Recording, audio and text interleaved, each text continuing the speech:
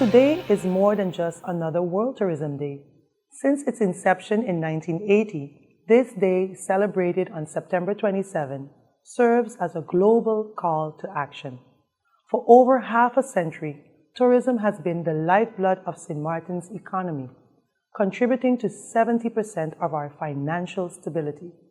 Tourism is not only crucial to our island, but also the largest industry in the world. As we celebrate World Tourism Day, we join the rest of the world in focusing on this vital industry. This year's theme, Tourism and Peace, highlights the significant role that tourism can and should play in fostering global peace. It challenges all stakeholders to make peace a core part of their mission. Peace is not a given in today's world of uncertainty and turmoil. Yet, it is essential not just for the survival of humanity, but also for tourism to thrive. Tourists naturally avoid areas of conflict for their own safety and security. The very essence of tourism calls for peace, as it brings together people of different nationalities, languages, cultures, and economic backgrounds. There's a Moorish proverb that says, "He who does not travel does not know the value of men." Travel indeed offers a unique opportunity to understand and appreciate others. St. Martin earned the title of the Friendly Island because we place immense value on our visitors. This aspect of our collective character has been a key factor in developing our island into the leading tourism destination in the Caribbean. The future of tourism rests in the hands of our youths. What steps are we taking to ensure they understand the significance of tourism and how it fosters mutual understanding and respect? This year's celebration focuses on engaging the younger generation. Randomly selected public elementary school students, particularly those of grade 5 and 6, will have the chance to participate in an aerial tour with Winair, our national carrier. They will also visit cruise ship, a hotel, airport, and harbor, giving them a first-hand experience of what tourism means for our island. The long-term goal is to make tourism studies an integral part of the school curriculum, ensuring the sustainability of this industry, which requires continuous innovation, creativity, and entrepreneurial spirit, qualities that we as a people are blessed with on St. Martin. Tourism on our island is not just a means of earning a livelihood. It is a way of life.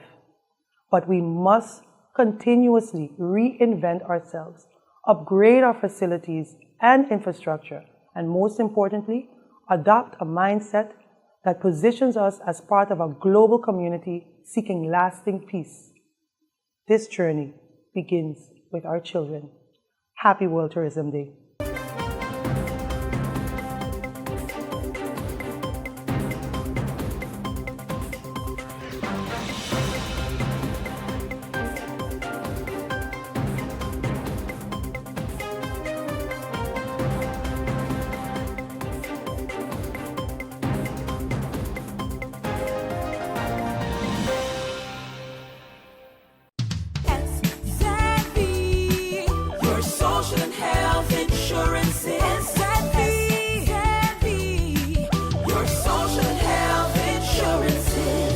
Are you SXM insured? Do you have a valid medical insurance status? SXM is cardless. Request your My SXM account today and enter the virtual office of SXM. Go to sxv.sx and sign up now. SXM, yeah. Your social health insurances. It's hurricane season. Are you prepared? Here are a few tips to remember to help keep you and your family safe. If you're not in an area that is advised to evacuate and you decide to stay in your home, plan for adequate supplies in case you lose power and water for several days and you're not able to leave due to flooding or blocked roads. This hurricane season, make a family emergency communication plan. This public service announcement was brought to you by the government of St. Martin.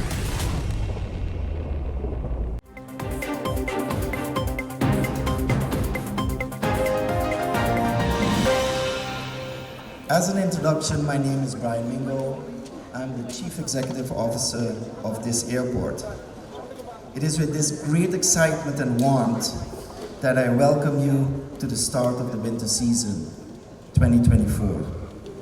My team has thoughtfully adjusted the temperature and decorations to reflect the theme of the winter season. And as the air grows crisp and the days shorten, we are reminded of the unique beauty and energy that St. Martin offers our visitors, whether they are visiting from the Americas or Europe. Our airport, just the size of it for you to understand, facilitates between 1.5 and 2 million passengers. And this is annual movements.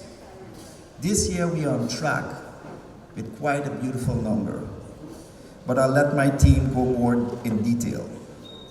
The hard work of promoters, the airlines, the hospitality workers, government officials, and the many others, not forgetting my team, has contributed to the success we will discuss tonight. Whether you are here to celebrate the achievements of the past year or to look forward to the new beginnings or enjoy the bar, we look forward to these numbers because these numbers mean one thing: it means business. You know, if I look at the summer season 24, we did some calculation, it brought more than $250 million to this economy. And I would just want to stop and think of it. The business that this airport brings for St. Martin is a very important element. And it's not only for St. Martin, it's also for the other islands. And Winair plays a very important role. Thank you. But I don't want to go in details. The challenges of this airport has overcome, the successes we have celebrated and the lessons we have learned have prepared us very well for this new season. As we dive into the details of this winter season, let's continue to support each other, create beautiful memories, and build a stronger, brighter St. Martin together. Remember, we not only serve St. Martin, but also our neighboring islands, who heavily depend on us. Thank you all for being here tonight. Let's welcome winter 2024 with open heart, optimism, and determination. Thank you. In the month of April, we exceeded our best case scenario. In May, we were under our worst case scenario, but the rest of the months of April, May, June, July, August, we performed exactly according to schedule and according to our normal case scenario. So, in conclusion, between April and August of last year, we carried 285,000 departing passengers. We projected, on average, 337,000 departing passengers for this year's summer. And in actuality, we are at 340,000, which means that our predictions were spot on. And to summarize that, in the first 8 months of 2024, we handled more passengers than in the first 10 months of 2023. That's how good it is going. When you look at the months of September and October, but obviously we're still in summer season. When you look at the predictions of that we made during the summer schedule, you see very low passenger movement in the months of September and October, and that's basically because we created that model back in April, and very few airlines wanted to commit for the months of September and October. Meanwhile, they have committed, so our new projections for September and October are the following: around 40,000 in the month of September and around 37,000 for the month of October. So October is still going to be a slow month.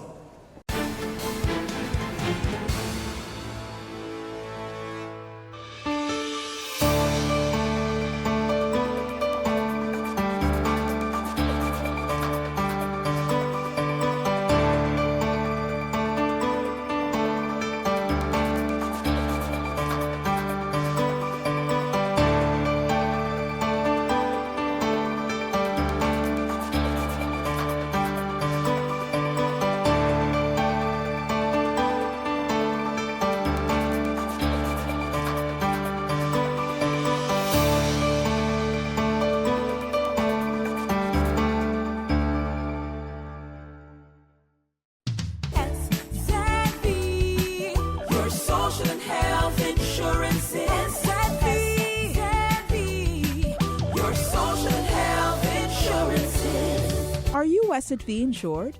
Do you have a valid medical insurance status? SXV is cardless. Request your My SXV account today and enter the virtual office of SXV. Go to sxv.sx and sign up now. SXV, yeah. Your social health insurances.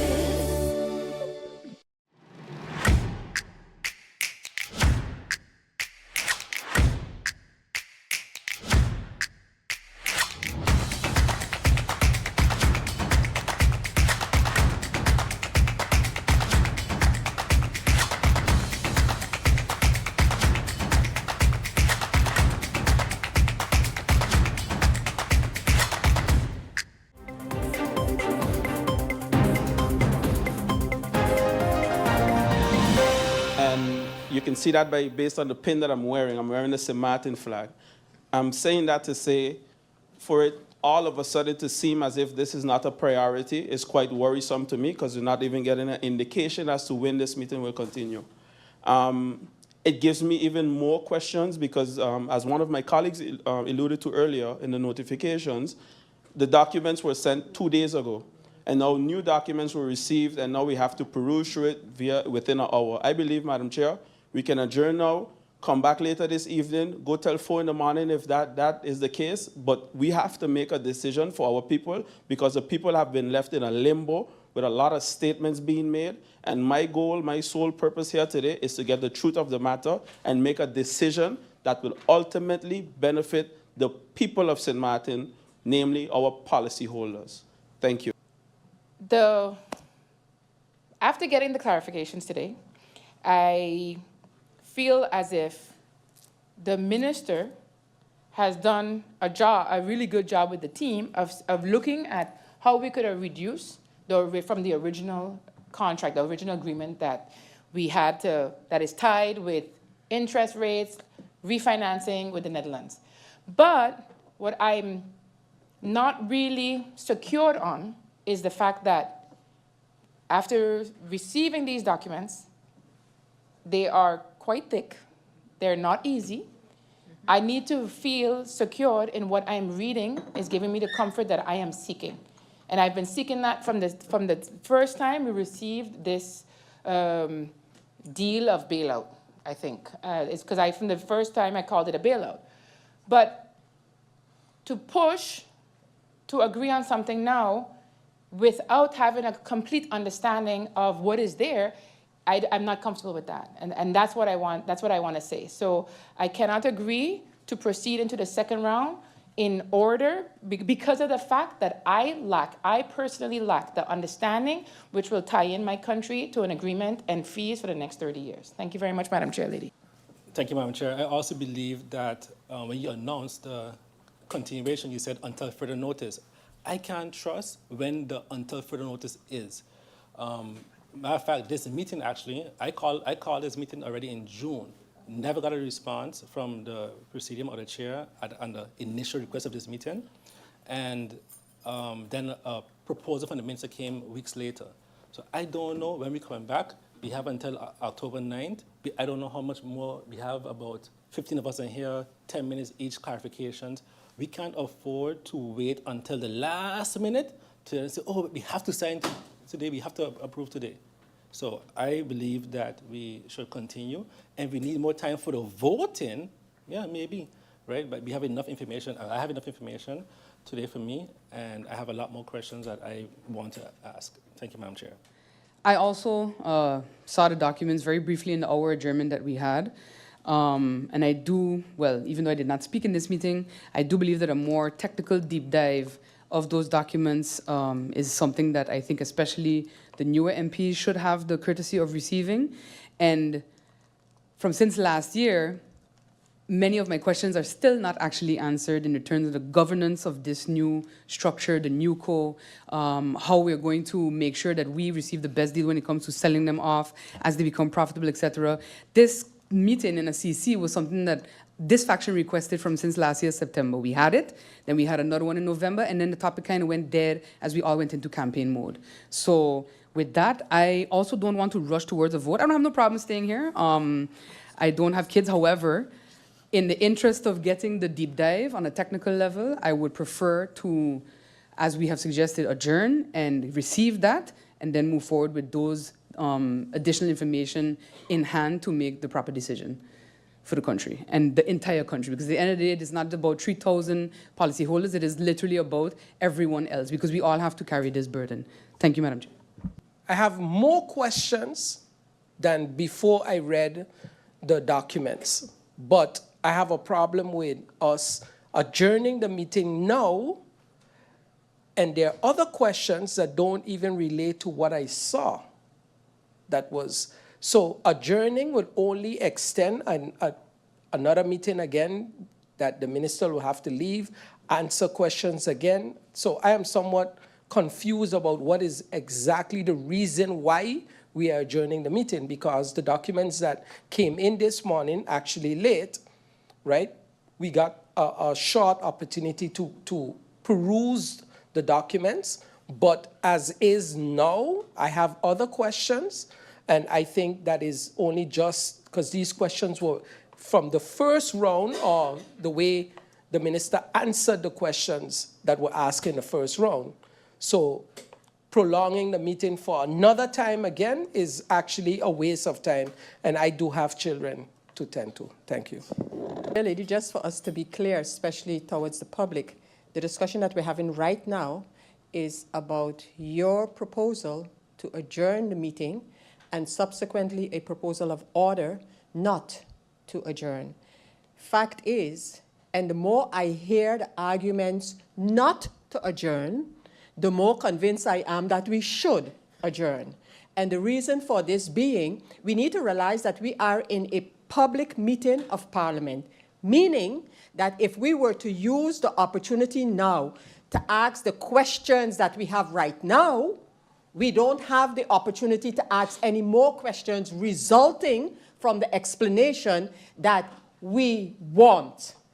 You have tried as chair, the minister and her support staff has tried as much as they could to assist members of Parliament in understanding the documents that are confidential. But we are not, most members of Parliament are not where we feel we should be, including myself, in terms of that documentation, to feel now that we can ask the questions resulting from those that documentation. So, Madam Chair Lady, it's important again to establish what we are, where we are in this public meeting, one.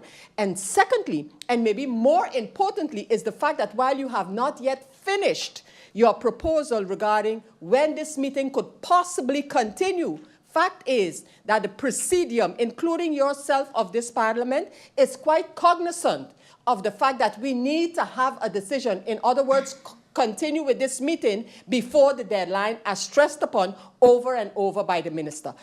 Taking that into consideration, I believe we do have the time to use a phrase of my colleague, to do a deep dive into the documentation that has been presented during the last couple of days, especially.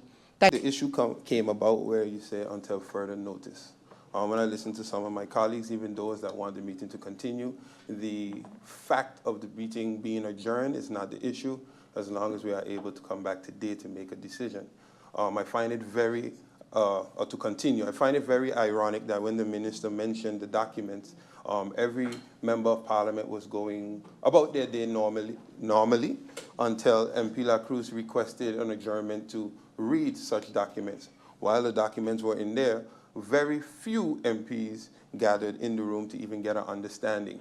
If we are adjourning the meeting for what it is said, for a proper basis and an explanation from the technical team, then so be it. But for what I'm gathering, when I listen to the coalition and I hear two members speak and they're on the edge, I hope that this adjournment is not a stunt so that political support can be gathered. That is what I am afraid of. So, Madam Chair, I will not jump the gun. You did say until further notice. I'll wait and hear when is this further notice. Madam Chair, I listened to everyone speak before me, and I would assume, and I could understand that those at home would think that the problem is either not having time to have a proper deep dive, not having time to come to a proper vote, a proper decision to be able to vote. But the real problem is what I stated earlier, and people could try to go around it. The real problem is the communication between government, that side of the table, and this side of the table. Because, again, the documents were sent 2 days ago, and these confidential documents, one of them was there since July. But yet we act like it only came in today. I understand it's 5 documents, but it comes down to the same thing at the end of the day, communication between the government and Parliament. So I don't know if, I'm new to this, so I don't know if this is a customary thing to where you keep something in your back pocket just in case you need to use it. But if these proper steps are taken from day one, where as soon as you get a document, if we need to see it, it's sent to us directly, we won't be in a situation to where we have to play, yes, we need to go, yes, we need to stay to begin with. So I come back to what I said earlier.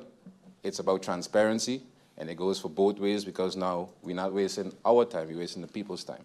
Because if we come back at the 7th of October, if we still have questions, we are then forced to make a decision because we don't have any more time left because the deadline is the 9th.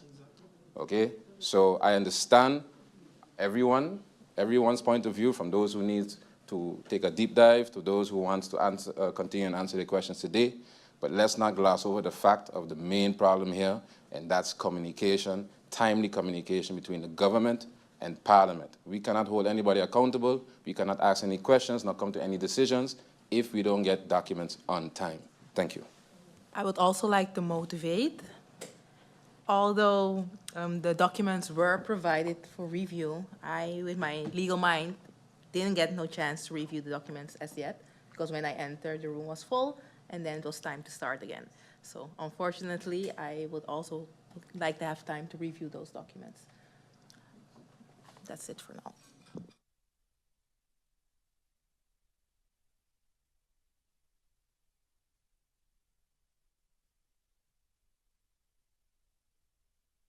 Number 4.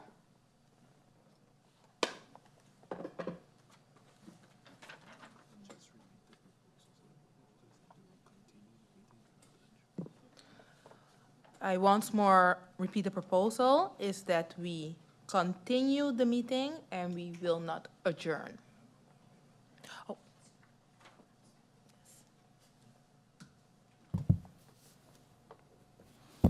MP Melissa Gums.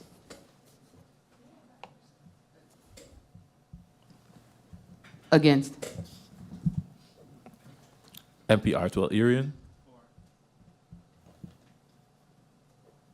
MP Viren Kotai.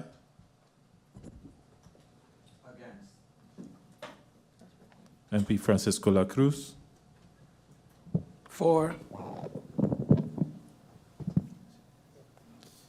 MP Lyndon Lewis. Against. MP Franklin Myers. Against. MP Omar Otley. For. MP Ludmila De Weaver. Against. MP Sarah Westcott Williams. Against. MP Darrell York. Against. MP Richnel Brug. Against. MP Egbert Doran. Vice Chair Lady Shamira Roosberg. Against.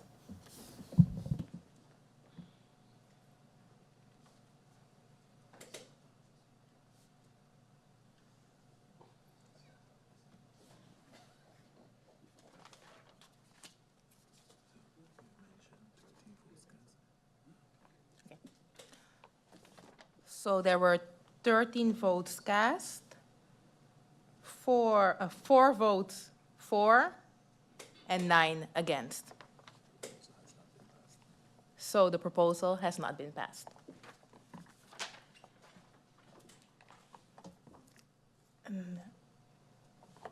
I will now make use of the time to adjourn the meeting so that the minister can take her leave. Sorry? I just want to clarify that I'm not adjourning the meeting, but the agenda point. Huh? Meeting adjourned. Yeah, meeting adjourned, right?